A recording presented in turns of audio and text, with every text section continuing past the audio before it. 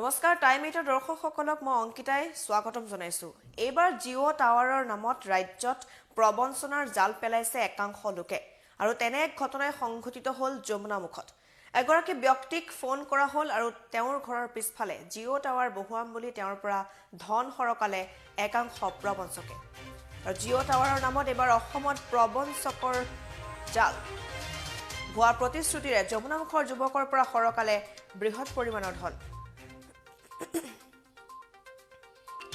আব্দুৰ ৰহমান লস্কৰ নামৰ যুৱকজনৰ পৰা লুটিলে দুৰ্বৃত্তই।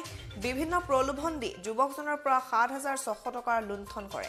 টাৱাৰ বহুৱাব বুলি প্ৰলোভনেৰে ফোন কৰিছিল সেই যুৱকজনলৈ আৰু 4 যুৱক যুৱতীয়ে মিলি লুটিলে যুৱকজনৰ পৰা সেই ধন। ৭,৬০০ টকা বেংক একাউণ্টত দিবলৈ কৈছিল দুৰ্বৃত্তকেইটাই আৰু প্ৰলোভনত ভুলকৈ টকাখিনি দি দিছিল সেই যুৱকজনে। আৰু যুৱকজনক পুনৰ ২২,০০০ টকা বিচাৰে দুৰ্বৃত্তই আৰু সন্দেহ উপজাত সংবাদ মাধ্যমৰ কাষ চাপিছে এতিয়া যুৱকজন। আমি জনাইছো আপোনালোকক আব্দুৰ ৰহমান লস্কৰ নামৰ এজন যুৱকৰ পৰা ধন লুটিছে আৰু জিঅ' টাৱাৰ বহুৱাম বুলি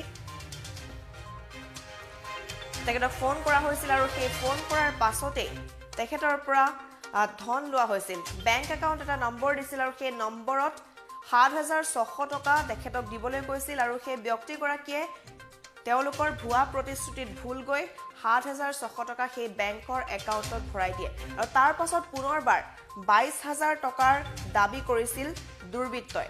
তেতিয়া সন্দেহ উপজাৰ ফলত সংবাদ মাধ্যমৰ কাষ চাপিছে এতিয়া যুৱকজন। তেওঁক ফোন কৰা হৈছিল, টাৱাৰ বহুৱাম বুলি কৈছিল তেখেতৰ ঘৰৰ কাষত আৰু তাৰ পাছত তেখেতক যথেষ্ট সংখ্যক ধন দিব বুলি আচলতে প্ৰলোভন দিছিল আৰু সেই প্ৰলোভনত ভুল গৈ এই ব্যক্তিগৰাকীয়ে ৭,৬০০ টকা বেংকৰ একাউণ্টত ভৰাই দিছিল আৰু সেই ধন লৈ সেই প্ৰবঞ্চনা দেখিবলৈ পোৱা গ'ল। এগৰাকী দুগৰাকী নহয়, 4 যুৱক যুৱতীয়ে মিলি সেই ধন লুটিছে যুৱকজনৰ পৰা।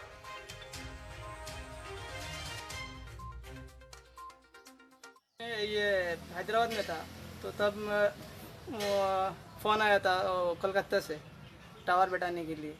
तो मैंने उसमें ज़्यादा इंटरेस्ट नहीं लिया। वो बंगाली लेडी थी, ज़्यादा इंटरेस्ट नहीं लिया था। बाद में घर में आया तब कुछ महीने बाद में फ़ोन आया अपना असम से फ़ोन आया। तो एक लेडी थी अपना असम की और 4 लड़का था। तो बोला ऐसा था टावर बैठाएगा, आपका घर में ऐसा सिलेक्ट हो गया। बोला ठीक है। तो बाद में मैं बोला पैसा कुछ भी नहीं लगता।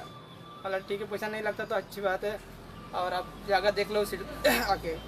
नहीं, जगह हम सैटेलाइट के ज़रिए से देख लिया, अभी तुम पैसा दे दो। बोला कितना देना होगा? तो बोला नॉन ऑब्जेक्शन सर्टिफिकेट के लिए 7,600 रुपये देना चाहिए लोगों को। सब बोला दे दिया मैंने। अकाउंट नंबर भी दिया, दीपक जितेंद्र ऐसा नाम पे अकाउंट था। तो बाद में देने के बाद दिवाली का पहले दिया, दिवाली का कुछ 7-8 दिन चला गया, फ़ोन भी नहीं उठाता। अभी फ़ोन उठाया तो बोलता है अभी फिर 22,000 देना है लोगों को। मैं बोला 22,000 क्यों दूँ भाई? बोलता है 22,000 देना इसलिए देना है, तुम्हारा जो गाड़ी जाएगा, जो मेटेरियल जाएगा उसके लिए। मैं बोला वो तो कंपनी वाला देगा।